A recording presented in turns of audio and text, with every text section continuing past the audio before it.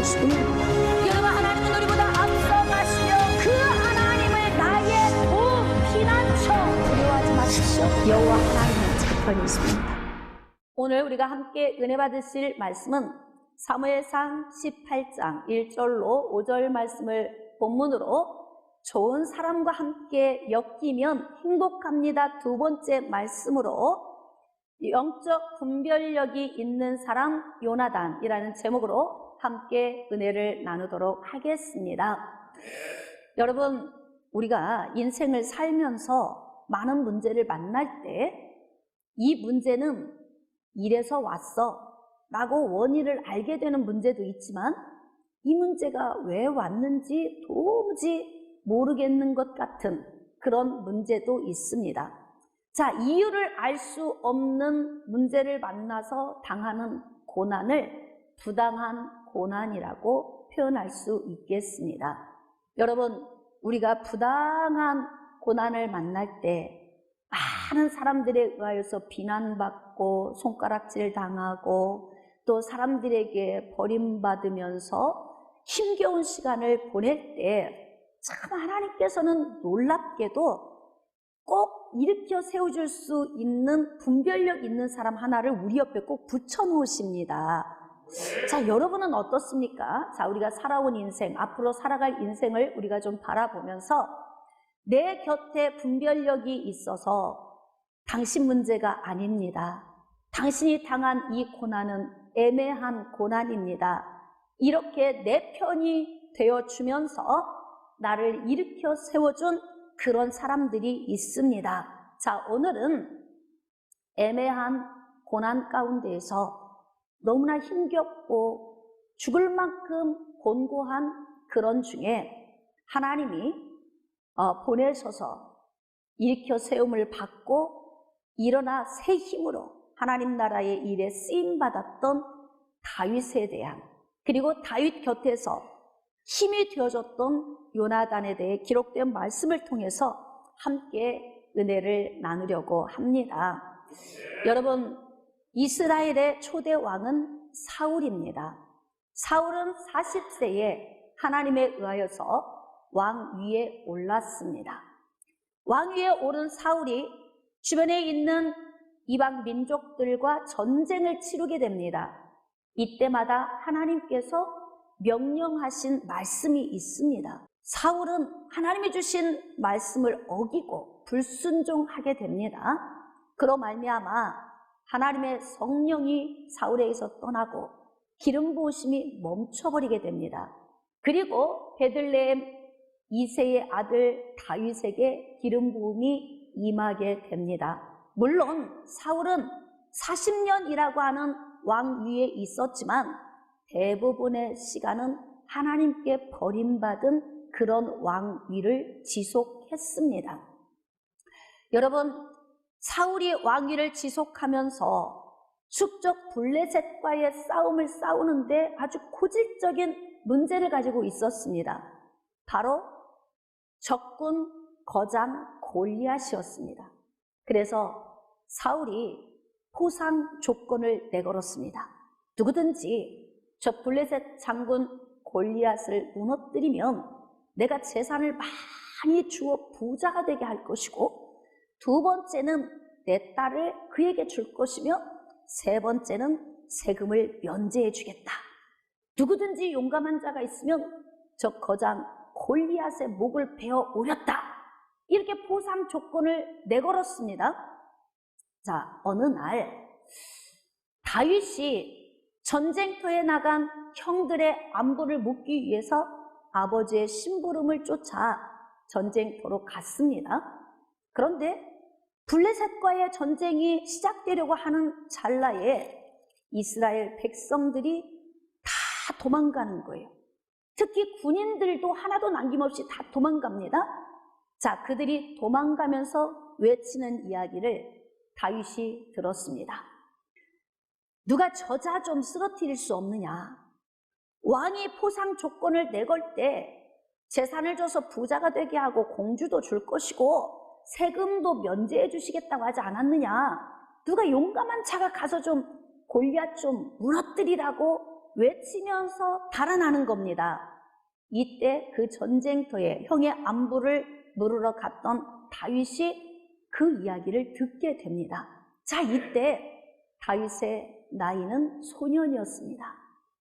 대략 추측해서 17, 18세 정도? 20세가 넘어야 전쟁터에 나가니까 아직 전쟁터에 가지 못하고 형들의 안부를 물으러 온 걸 보면은 17, 18세 정도로 추정이 됩니다. 자, 이 소년 다윗이 이렇게 외칩니다. 블레셋 장군이 무엇이기에 저 할례받지 않은 자가 도대체 뭐라고 살아계신 만군의 하나님의 이름을 욕되게 하느냐? 왜 그가 모욕을 하느냐? 이렇게 선포합니다. 자, 다윗이 이렇게 선포할 수 있었던 이유는 사울에게서 떠난 기름 부으심이 다윗에게 임하셨기 때문에 그렇습니다. 다윗은 지금 성령이 충만합니다. 겁나는 것이 없습니다. 그는 믿음으로 무장이 되어서 만군의 여호와의 이름으로 나아갑니다. 그래서 물맷돌 5개를 들고 만군의 여호와의 이름으로 나갑니다. 그래, 너희들은 칼과 창과 단창으로 나아왔지? 그러나 나는 만군의 여호와의 이름으로 나아간다. 너희들이 모욕하는 이스라엘 군대의 하나님의 이름으로 내가 나아가겠다. 우리의 구원은 칼과 창에 있지 않다. 이렇게 외치면서 다윗이 물맷돌을 들고 나아가서 던졌는데 거장 골리앗의 이마에 맞은 거예요. 자, 그 물맷돌을 맞고 골리앗이 쓰러졌습니다. 그래서 다윗이 가까이 나아갔습니다. 이미 골리앗이 쓰러지자 블레셋 군대는 다 흩어졌습니다. 자, 골리앗의 칼집에서 칼을 뽑아서 골리앗의 목을 뱄습니다. 다윗이 이 목을 베어 들고 왕에게로 왔습니다. 자, 왕에게 와서 골리앗의 머리를 다쳤습니다. 이 광경 중에 자, 왕의 신하들이 포진해 있겠죠? 자, 거기에는 이스라엘의 장군인 왕의 장자 요나단 왕자도 함께 있었습니다. 자, 이제 골리앗의 머리를 바치고 있는 그 상황 가운데에서 특히 왕의 아들 요나단 왕자가 그 광경을 지켜보고 있는데 마음에 이상한 느낌이 오기 시작했습니다. 자, 우리 성경 말씀으로 한번 나아가도록 하겠습니다. 사무엘상 18장 1절입니다. 다윗이 사울에게 말하기를 마침에 요나단의 마음이 다윗의 마음과 하나가 되어 요나단이 그를 자기 생명같이 사랑하니라. 요나단 왕자의 마음속에서 이상한 마음이 울렁거리면서 올라오는데 이 마음을 여기에는 사랑이라고 표현을 했습니다.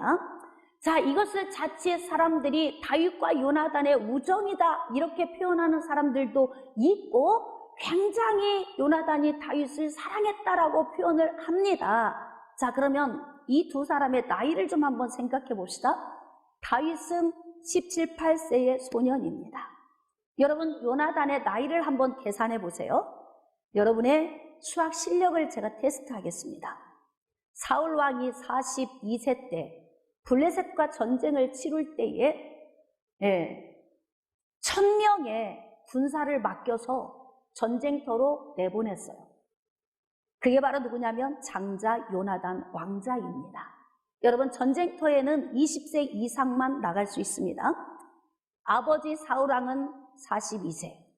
아들은 몇 세쯤 될까요? 성경에는 나이가 정확하게 나와 있진 않아요. 우리는 그냥 합리적인 추론을 하는 거예요. 그래도 대략 20살 정도는 되었겠다. 그러니까 사울왕이 일찍 결혼을 해서 일찍 아들을 낳은 것입니다. 네? 적어도 20살. 맞습니다. 적어도 20살 정도는 되었다. 자, 지금 아버지 42세의 아들이 20살 정도로 추론을 한다면 다윗은 지금 사울왕 67세 정도에 만났습니다. 이때 다윗의 나이가 17, 8세 정도 됩니다. 자, 요나단의 나이는 몇 세 정도 될까요? 아이고, 이렇게 복잡한 이야기를 설교 시간에 목사님이 왜 물으시나? 네, 대략 45세 정도 됩니다. 네, 그러면 17, 8세의 소년과 45세의 장년의 이 사랑이 어떤 사랑일까요? 여러분, 다윗과 요나단은 친분 있게 가깝게 대화를 나누거나 아니면 시간을 같이 보낸 그런 기간이 거의 없습니다.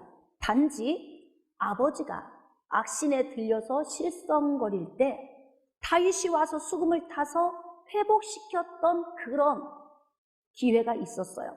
자, 그래서 요나단은 다윗에 대한 어떤 기억을 가지고 있냐면, 아, 저 소년은 수금을 잘 타는구나. 그런데 저 소년이 수금을 타는데 우리 아버지가 치료되었으니까 저것은 저 소년이 할 수가 없고 저 소년은 성령에 충만한 아이구나. 이 정도의 생각을 가지고 있었을 거예요.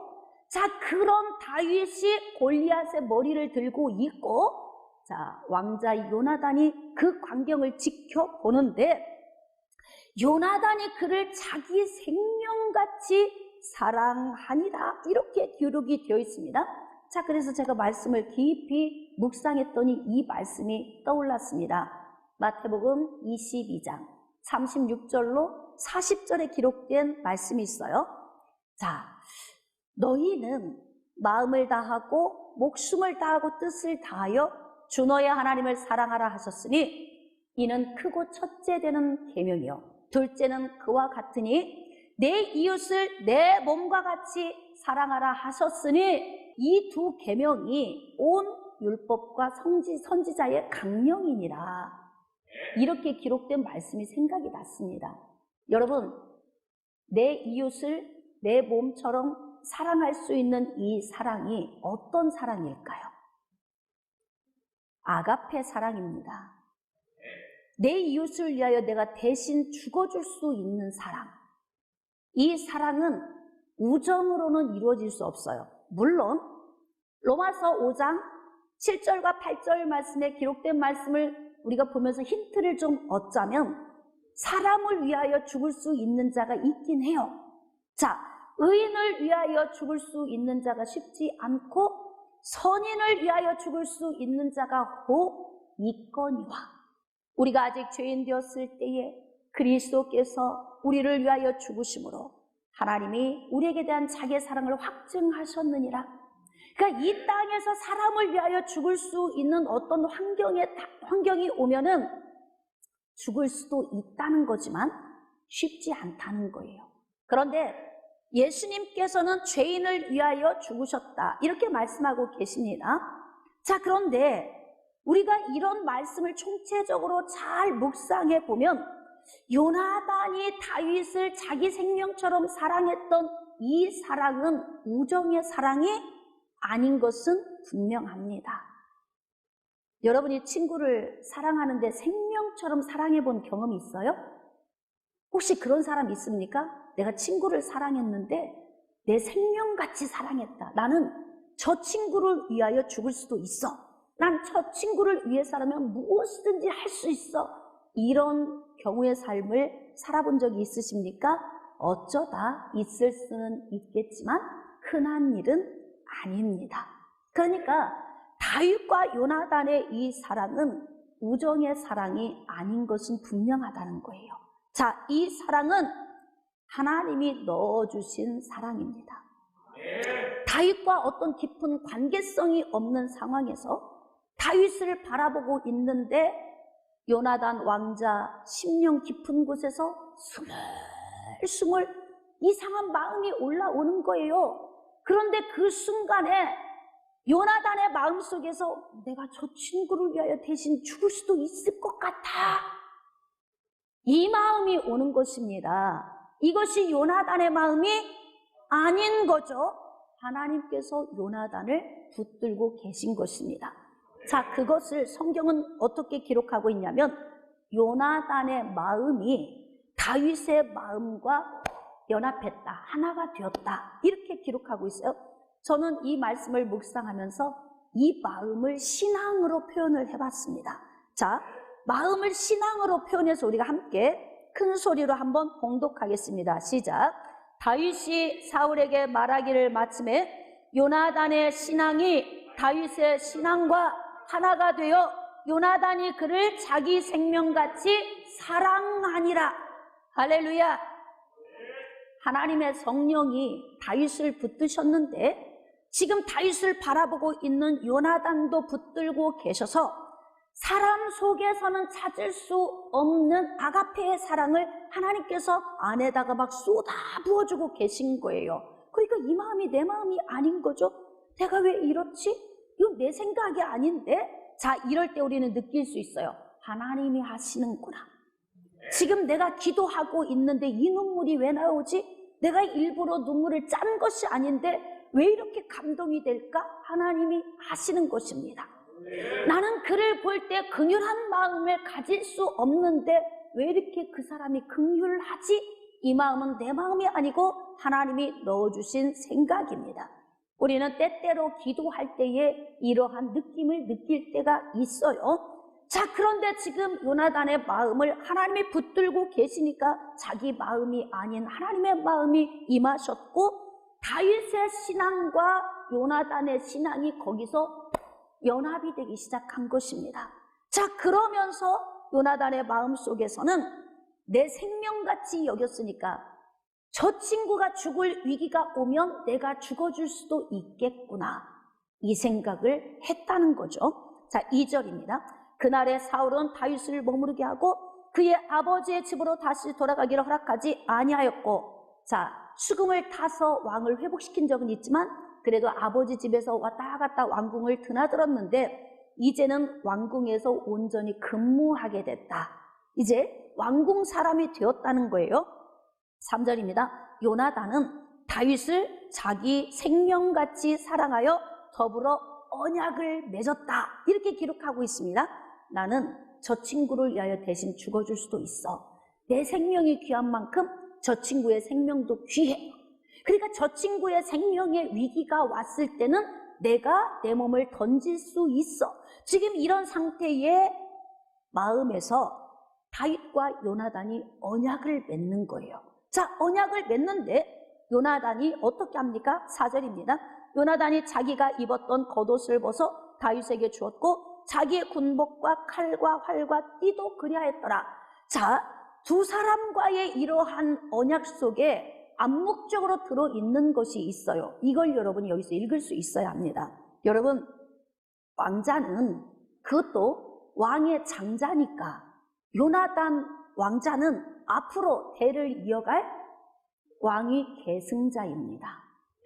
그가 입고 있는 옷의 의미는 바로 그걸 의미하는 거예요. 지금 왕자가 자기 옷을 벗어서 다윗에게 입힙니다. 암묵적인 의미가 무엇이 들어있을까요? 내 왕위를 당신이 물려받아라. 지금 이게 온정신입니까? 지금 사람의 생각으로 할 수 있는 것입니까? 만약에 사람의 생각으로 순간에 훅 해서 마음이 넘어가서 이 행동을 했다면 반드시 돌아서서 어떤 마음이 올까요? 후회하는 마음이 오죠. 후회하는 마음이 옵니다. 만약에 요나단이 지금 자기의 왕자의 옷을 벗어 입혀주고 돌아서서 후회하는 내용이 기록됐다면 이거는 인간이 하는 일이에요. 만약에 후회하지 않았다면 누가 하시는 것일까요? 할렐루야, 하나님의 성령이 지금 일하고 계심을 우리가 알 수 있습니다. 자, 겉옷을 넘겨주면서 앞으로 차기 왕이 될 수 있는 자기의 그 왕권을 포기하고 다윗에게 넘겨줍니다. 자, 그러면서 자신의 군복, 칼, 활, 띠, 전쟁에서 사용할 수 있는 이 모든 것들을 전부 다윗에게 넘겨주게 되는 것입니다. 이것이 과연 요나단 인간적인 생각에서 온 것일까요? 하나님의 성령에 의해서 하신 일이겠습니까? 자, 5절입니다. 다윗은 사울이 보내는 곳마다 가서 지혜롭게 행하되 사울이 그를 군대의 장으로 삼았더니 온 백성이 합당히 여겼고 사울의 신하들도 합당히 여겼더라. 아직까지는 요나단이 돌아서서 후회했더라. 이런 내용이 안 나옵니다. 자, 6절. 무리가 돌아올 때 곧 다윗이 블레셋 사람을 죽이고 돌아올 때에 여인들이 이스라엘 모든 성읍에서 나와서, 그러니까 다윗과 요나단이 이러한 둘이 언약을 맺었던 사건 이전에 전쟁터에서 골리앗의 머리를 베어가지고 올 때 있었던 상황을 기록하고 있는 거예요. 여인들이 막 춤추고 환영하고 난리가 난 것입니다. 왜냐하면 숙적 블레셋의 거장 골리앗을 무너뜨렸으니 이것이 온 국가의 축제가 아닙니까? 그러니까 여인들이 나와서 막 외치는 거예요. 사울이 지금까지 전쟁하면서 죽인 자는 1000 정도인데 다윗이 거장 골리앗 무너뜨렸으니까 만만은 죽인 거나 다름이 없는 거야. 지금 이런 외침을 한 것입니다. 참 기쁜 일이죠. 백성도 기쁘고 나라를 다스리는 왕도 기뻐야 할 일이 아니겠습니까? 이렇게 여인들이 뛰놀면서 막 노래를 합니다. 자, 8절입니다. 사울이 그 말에 불쾌하여. 여러분, 사울을 좀 한번 묵상해야 할 필요가 있습니다. 내가 사울이라면 이런 상황에서 어떤 마음일까요? 자, 나는 불쾌하다, 기쁘다. 어느 쪽이 가까워요, 여러분은?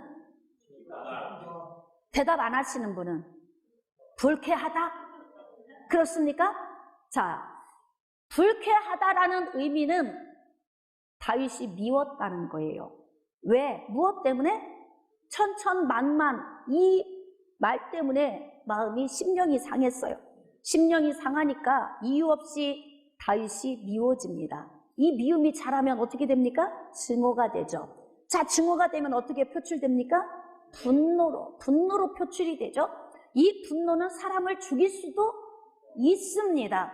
자, 그러니까 이렇게 나라에 좋은 일이 일어나서 온 국민이 기뻐 뛰고 좋아하는데 사울의 심령이 미묘합니다. 감정이 너무 미묘한 거예요.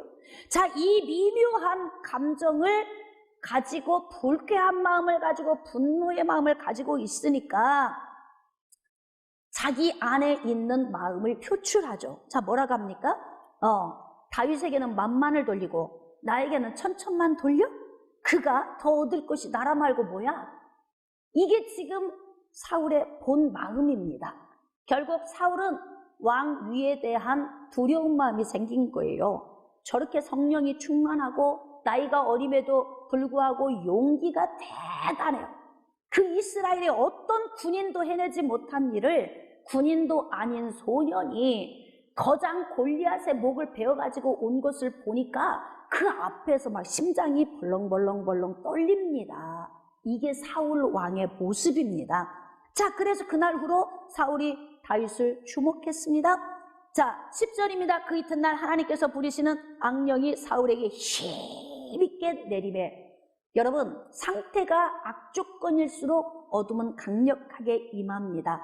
이 이야기는 무슨 의미냐면 어둠은 자기 속성에 있는 곳에 있기를 좋아해요. 제가 늘 여러분에게 말씀드리지만 하나님도 하나님의 속성에 맞는 곳에 계시기를 좋아하십니다. 하나님은 거룩하십니다. 하나님은 진실하십니다. 거짓이 없으시고 거룩하시고 진실하시니까 하나님은 거룩하신 곳에, 진실한 곳에, 아름다운 곳에 있는 걸 기뻐하신다 이 말이에요. 반대로 어둠은 악하고 거짓되고 더럽고 추한 것을 좋아하니까 사울의 심령의 상태가 지금 얼마나 악합니까? 네? 지금 분노가 일어났죠? 분노는 사람을 죽일 수 있는 강력한 파워가 있어요. 이렇게 안 좋은 상태가 되니까 어둠이 강력하게 그를 붙들었다고 기록하고 있는 거예요. 자, 11절입니다. 그가 스스로 이르기를 내가 다윗을 벽에 박으리라 하고 사울이 그 창을 던졌으나 다윗이 그의 앞에서 2번 피하였더라. 자, 다윗이 왜 이런 고난을 받아야 돼요? 이런 고난을 받아야 될 이유가 없어요. 사실은 지금 포상을 받아야 하고 칭찬을 받아야 하는데 지금 골리앗의 머리를 베어온 그 대가로 창이 날라오고 있습니다. 자, 이때 사람들이 누구 편을 들까? 왕의 편을 들까요? 다윗 편을 드는 사람이 많을까요? 여러분은 그렇게 깨끗해서 그렇게 말하는 거예요. 여러분, 나의 명예와 권세가 달려 있는데 저 힘없는 소년 다윗 편을 들기가 쉬울까? 왕의 편을 들기가 쉬울까요? 그럼요. 이해관계가 엮이면 혈연, 지연, 학연, 네, 이런 이해관계가 엮이면요, 분별력이 떨어집니다, 사람들은. 그래서 어떤 일이 벌어지냐면 이런 상황을 만나면 오히려 다윗 편을 드는 사람보다 왕 편을 드는 사람이 많을 수밖에 없는 거예요. 왜냐하면 대부분의 사람들은 자신의 이해관계를 따지기 때문에 그렇습니다. 그러면 다윗 편에서 볼 때에는 애매하게 고난을 받으니까 억울하죠. 내가 왜 이런 고난을 받아야 돼? 낙심되겠죠. 이 고난이 길어지면 길어질수록 포기하고 싶겠죠. 이것도 간단한 비난의 문제가 아니라 생명의 위협이 와서 매일같이 죽음이 내 앞에 도사리고 있습니다. 자, 이런 상황을 만났을 때 내 편이 되는 사람이 없다면 얼마나 낙심되고 억울하겠습니까? 자, 그래서 베드로는 이렇게 말하고 있습니다. 베드로전서 2장에서 부당하게 고난을 받아도 하나님을 생각함으로 이를 참으면 아름다우나 죄가 있어 매를 맞고 참으면 무슨 칭찬이 있으리요? 여러분, 부당한 고난을 이겨내는 것은요, 가치 있습니다. 여러분이 지금 부당하게 고난을 받고 있다면 여러분은 지금 가치 있는 시간을 지내고 있는 것입니다. 다윗은 지금 부당한 고난을 받고 있습니다. 누구도 자기 편이 되어줄 사람이 없습니다. 왜? 명예와 권세가 왕의 손에 달려 있으니까. 주변에 있는 대부분의 모든 사람은 다윗 편보다 왕의 편을 들었을 것이기 때문에 그렇습니다. 우리가 이렇게 삶을 보면서 추론해 보는 거죠. 너무너무 힘겨운 문제를 만나서 다윗이 전전긍긍하며 살고 있습니다. 자, 이제 창을 던졌으나 2번 피했습니다. 12절입니다. 여호와께서 사울을 떠나 다윗과 함께 계심으로 사울이 그를 두려워한지라. 여러분, 두려우니까 비난하는 거예요. 어떤 대상을 비난할 때에는 왜 비난을 하냐면 그 대상을 무너뜨리고 싶기 때문에 비난하는 거예요. 자꾸 나쁜 얘기를 해서 사람들로 하여금 그 사람을 나쁘게 인식하고 그 인식된 지식으로 말미암아 그 사람을 무너뜨리게 하기 위한 간접 영향력이죠. 교묘한 거죠. 응? 그러니까 결국은 두려운 사람들은 자꾸 공격하는 거예요. 저 사람이 나보다 큰 것 같아. 저 사람이 나보다 잘 될 것 같아. 그러니까 사장님이 직원 중에 어떤 사람을 자꾸 힘들게 하고 비난하고 박해한다면 그를 두려워하고 있는 거예요. 왜? 저 친구가 사장인 나보다 훨씬 훌륭해. 그러니까 비난할 수밖에 없는 거예요. 그래서 어떻게? 주변에 있는 직원들이 사장님과 마음이 하나가 되어서 대신 비난을 해주고 그를 거꾸로 때리면 할렐루야, 만만세 이렇게 외치고 싶은 아주 낮은 자존감에서 오는 거죠. 사울의 상황이 그런 상황이에요. 왕인데 뭐가 부족해서 이렇게 작은 그릇의 삶을 삽니까? 자, 이렇게 곤고한 문제를 만난 다윗 곁에 하나님이 한 사람을 붙여주십니다. 자, 19장으로 나아갑시다. 1절입니다. 사울이 그의 아들 요나단과 그의 모든 신하에게 다윗을 죽이라 말하였더니 사울의 아들 요나단이 다윗을 심히 좋아함으로, 거기 밑줄 좀 그읍시다. 여러분, 자기가 창을 던졌는데 피했어요. 죽이지 못했습니다. 자신 안에서는 분노가 일어납니다. 어떻게 해서든지 저 소년 다윗을 거꾸로 때려야 내 왕위가 견고할 텐데, 이게 지금 싸움이 67세와 17세의 싸움인 거예요. 이 그림이 그려지십니까? 자, 지금 이렇게 싸우고 있는 상황에서 자기의 창을 피하고 달아나 있는 다윗을 죽이라고 자신의 신하들과 자신의 아들 요나단 왕자에게 명령을 한 것입니다. 자, 이제 분별을 해야 합니다. 아버지와 다윗 사이에 서 있는 요나단. 이때 어느 쪽을 선택해야 할 것인가? 아버지의 명령에 순종해야 할 것인가? 아니면 다윗과의 언약을 지켜야 할 것인가? 이때 요나단이 성령의 능력에 붙들려 있지 않은지 붙들려 있는지를 여기서 우리가 분별할 수 있는 거예요. 만약에 요나단이 인간적으로 순간에 야, 저 어린 소년이 멋지다, 용감하다, 매력있다, 우리 그렇게 마음 먹을 수 있어요. 그쵸? 사람이 사람을 볼 때 매력 있는 사람 있어요, 없어요?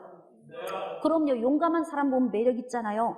아무도 나서지 않는데 바른 말 하는 사람 보면 매력 있지 않아요? 나는 못하지만 잘하는 사람 보면 매력 있는 걸 느낍니다. 그러니까 인간적으로 느낀 매력인지 하나님의 주신 은혜에 붙들려서 다윗을 구출하기 위한 성령의 역사인지 우리가 여기서 알 수 있는 거예요. 아버지의 명령에 순종해야 하느냐, 다윗과의 언약을 지켜야 하느냐, 이 기로에 서 있습니다. 이때 분별력이 필요합니다. 여러분은 인생을 살면서 어느 정도의 분별력을 가지고 계십니까? 분별력이 없는 사람들이 시험에 들어 넘어지는 것 보면 제가 그렇게 안타까울 수가 없어요. 여러분, 제가 다 여러분에게 말씀드리잖아요. 한 사람의 말만 듣고는 절대 정답을 얻을 수 없다. 어떤 사람이든지 자신의 잘못을 말하는 사람이 있다 없다? 나를 보고 대답하시면 돼요. 나를 보고. 어떤 사건에 대해서 설명할 때 내 자신의 잘못을 먼저 시인하는 게 쉽습니까? 어렵습니까?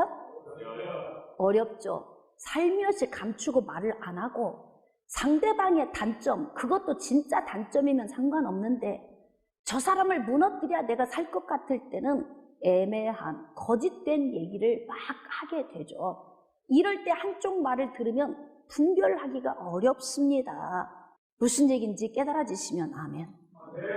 그래서 항상 우리는 양쪽 편 말을 다 들어봐야 아는 거예요. 그래서 지금 분별해야 되는 상황이 왔어요. 자, 이 상황에서 요나단이 무엇을 선택합니까? 요나단이 다윗을 심히 좋아함으로 지금쯤은 마음이 식을 수도 있어요. 내가 미쳤었나 봐. 뭐 하려고 언약을 하고 왕자의 옷을 다 벗어주고 칼도 주고 끈도 주고 또 화살도 주고 내가 왜 다 줬지? 내 정신이 아니었나 봐. 이것은 인간적인 생각으로 순간에 매료되어서 한 행동이에요. 그런데 요나단의 마음이 변하지 않습니다. 다윗이 너무 좋아. 어제도 좋았고 그제도 좋았고 지금도 좋아서 못 견디겠어요. 자, 이 사랑이 우정입니까? 지금 자기 생명을 주어야 하는 이런 문제가 올 수도 있는 이 관계성이 우정에서 오는 걸까요? 대부분 우리는 다윗과 요나단을 친구로 표현합니다. 다윗과 요나단은 친구가 아닙니다, 여러분. 친구로 표현하면 인간적으로 매료되어서 좋았다는 느낌이 그 안에 가미가 되어져 있는 거예요. 지금 다윗과 요나단은 친구의 관계가 아니고요. 요나단이 일방적으로 다윗이 좋아 죽겠는 거예요. 일방적으로. 내가 왜 이러지? 이 마음이 왜 온 거지? 자기도 모르겠어. 근데 너무 좋아. 다윗이 어떤 요나단에게 무엇을 요청한 것도 아니에요. 왕자의 옷을 달라고 한 적도 없어요. 근데 주고 싶어. 응? 다윗이 나에게 뭔가 좋은 일을 한 적도 없는데 뭔지 모르게 나를 다 주고 싶어. 결국 뭐까지 다 주고 싶어요? 내 생명까지도 주고 싶은 마음에 붙들려 있다 이 말입니다. 이것은 다윗의 생각입니까? 하나님의 성령이 역사하고 계시는 겁니까? 그럼요. 다윗과 요나단의 관계는 친구의 관계를 넘어선 거예요. 친구의 관계가 아닙니다. 물론 나이적으로 보더라도 친구가 될 수도 없겠지만 지금 다윗은 인간적인 어떤 매력에 매료되는 것이 아니라 하나님의 성령에 붙들려 있는 것입니다. 왜 이렇게 하나님은 다윗 인생에 요나단을 투입시켰을까요? 이것도 고민해야 합니다. 여러분, 하나님은 요나단을 사랑하신 것이 아니라 다윗을 사랑하신 것입니다. 왜 사랑하십니까? 다윗을 향한 하나님의 계획이 있으신 거예요. 다윗을 통해서 여자의 후손이 오시도록 하나님이 창세 전에 이미 계획해 놓으셨습니다. 그러니까 다윗이 선하고 의롭고 거룩하기 때문에 다윗 편을 들어주시는 것이 아니라 다윗을 향한 하나님의 계획, 이루실 계획이 있기 때문에 하나님이 모든 주변에서 일어나고 있는 것을 다윗 중심으로 필요한 사람도 붙여주시고, 부당하게 고난을 받을 때 좌절되고 절망될 수 있잖아요. 그리고 죽음 당할 수 있어요. 그 위기를 모면하게 하기 위해서 하나님이 등장인물 1, 요나단 투입시켜 준 거예요. 여러분의 인생의 요나단은 누구입니까? 여러분은 여러분 주변에 있는 어떤 인생에 투입된 요나단의 삶을 살고 계십니까? 내 마음이 아닌데 왜 이렇게 저 사람을 도와주고 싶을까? 왜 저를 일으켜 세워주고 싶을까? 그래서 하나님은 그 요나단을 통해서 다윗의 죽음의 위기를 모면하게 하신 것입니다. 깨달아지시면 아멘. 저는 30대 초반에 신학을 했습니다. 신학교를 들어가는 순간부터 부당한 고난이 오기 시작하는데 걷잡을 수가 없는 거예요. 그때는 깨닫지 못했어요. 왜 이런 고난이 나에게 오는 것일까라고 늘 하나님에게 반문을 했었습니다. 그런데 그렇게 내가 고난을 받고 사람들이 손가락질을 하고 조롱하고 비웃고 외면하고 이러한 시간을 수없이 많은 시간, 수년 동안 보내는 동안에 제가 이겨낼 수 있었던 힘이 있었어요. 내 옆에는 요나단이 있었습니다. 요나단. 항상 옆에 머물러 있으면서 다른 사람들은 나쁘게 욕해도 제가 너무 잘합니다. 그러지 않은 것을 저는 압니다. 이 말 한마디에 벌떡 일어나게 하셨다 이 말입니다. 인생에 그런 요나단을 하나님이 투입시킨 이유는 주양 목사를 향한 하나님의 계획이 있으셨기 때문입니다. 제가 의로워서 선해서 착해서 거룩해서가 아니에요. 다 우리는 똑같은 삶을 삽니다. 그러나 하나님은 어떤 사람을 귀하게 여기시냐면 하나님의 계획 안에 있는 자를 귀하게 여기십니다. 여러분에게 하나님이 주신 직분이 있다면 그 직분 때문에 하나님이 여러분의 편을 들어주시는 거예요. 다른 사람보다 나아서가 아닙니다. 깨달아지시면 아멘. 그래서 오늘도 여러분이 몸으로 헌신하고 물질로 헌신하고 기도로 헌신하고 하나님 나라를 위하여 섬기는 여러분의 그 섬김이 하나님 나라에 필요하기 때문에 하나님이 여러분을 돕고 계신 것입니다. 시시때때로 이렇게 힘겨운 상황을 만났을 때 그때는 알지 못했는데 세월이 지나고 보니까 하나님이 나를 하나님의 종으로 쓰시려고 미리 훈련하셨구나. 왜 그런 일이 비일비재하게 있을 거니까. 목회를 해보니까 알겠어요.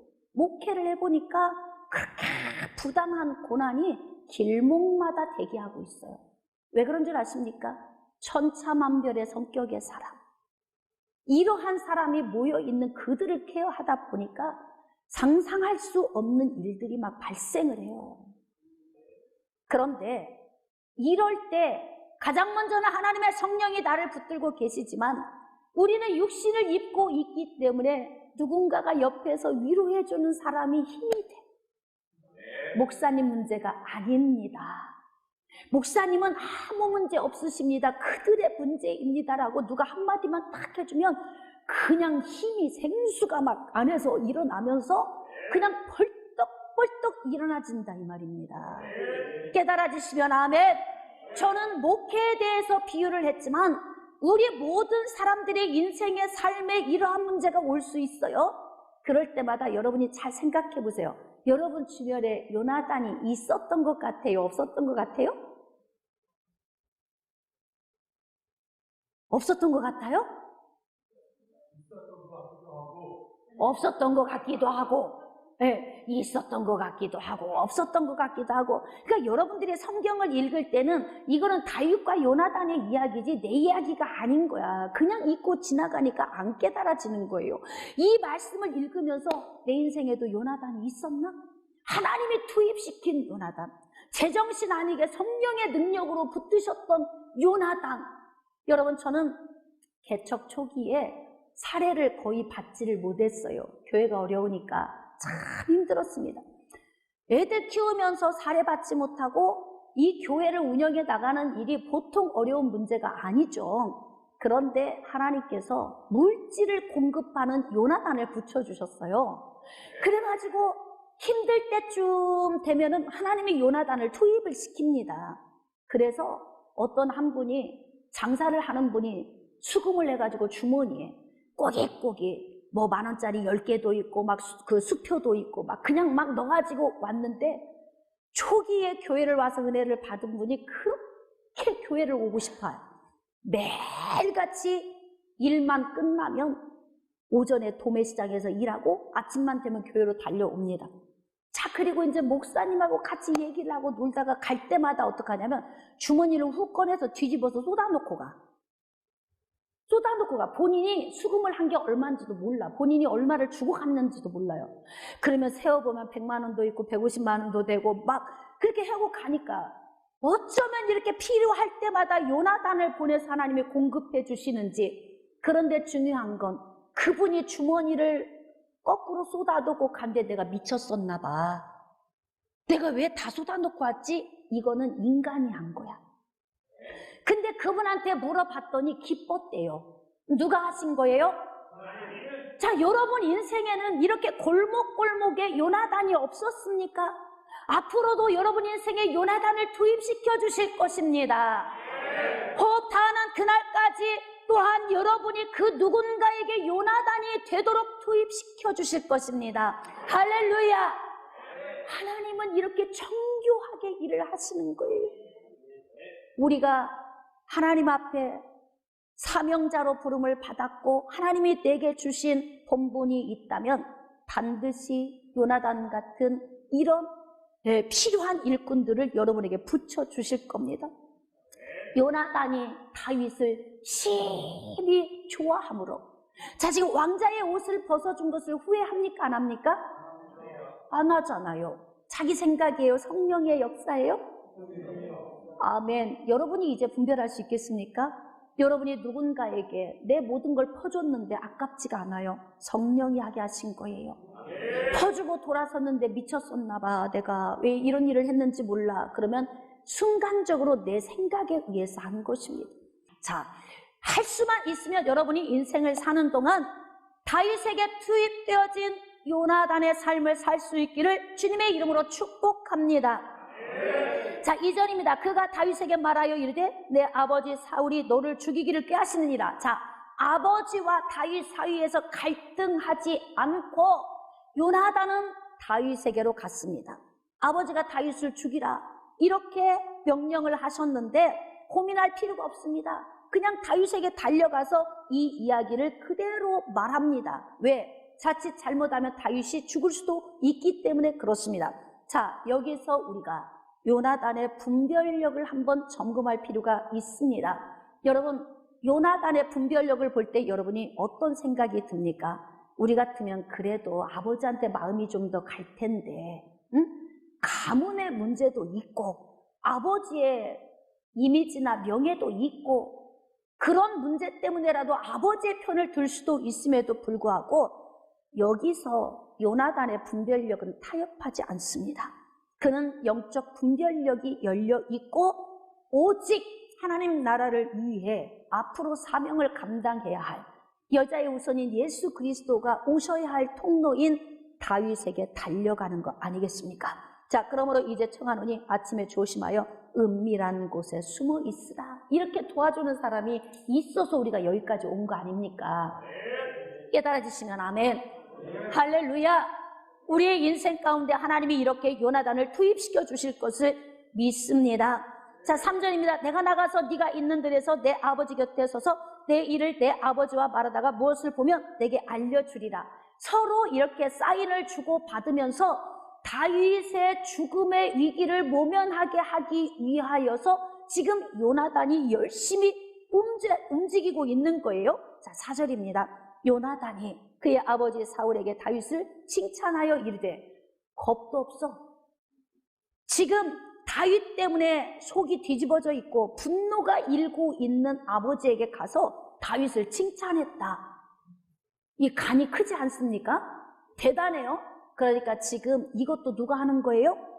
성령께서 담대함을 주시니까. 그렇지 않으면 지금 자칫 자기 목이 날아갈 수도 있는데 다윗을 칭찬합니다. 원하건대 왕은 신하 다윗에게 범죄하지 마옵소서.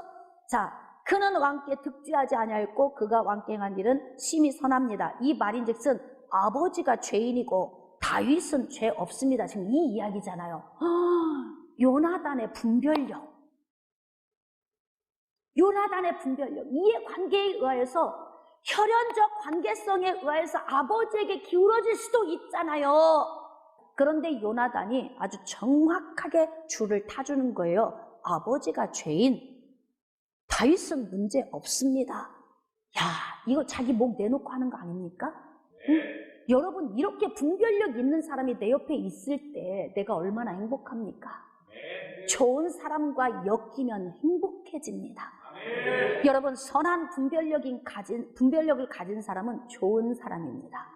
이런 사람이 내 옆에 있어서 내 편이 되어주고 정확하게 분별하고 함께 마음을 해줄 수 있는 사람이 있다면 우리는 좌절하지 않고 다시 일어나서 나아갈 수 있는 거예요. 자, 20장 4절입니다. 요나단이 다윗에게 이르되 네 마음의 소원이 무엇인지 내가 너를 위하여 그것을 이루리라. 다 할 거야. 너를 살 수만 있게 한다면 난 너를 위해서 뭐든지 할 수 있어. 난 내 자신을 바쳐서라도 너를 지켜줄 거야.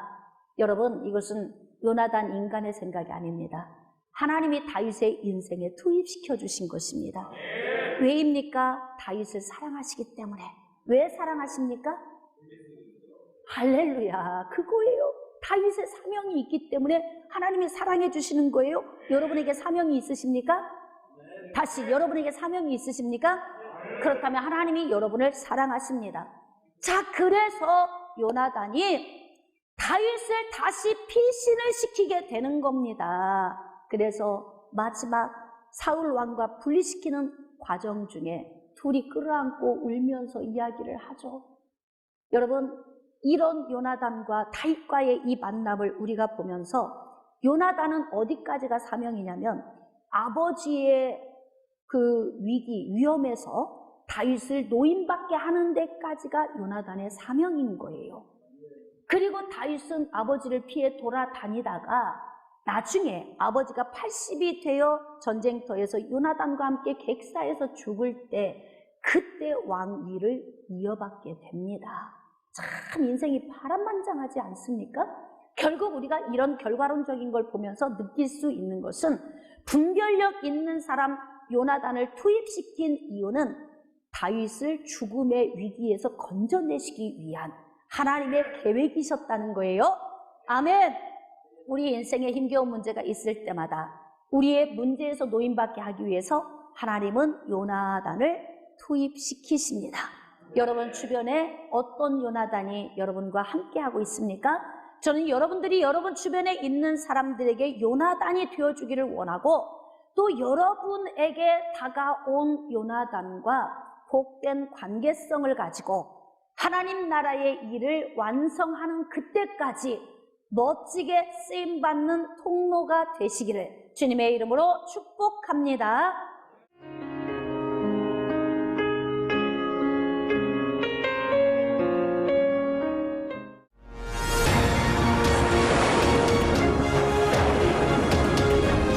희생하는 사랑, 조건 없는 사랑을 주는 여러분, 하나님은 우리보다 앞서가시며 그 하나님을 나의 피난처 두려워하지 마십시오. 여호와 하나님은 제 편에 있습니다.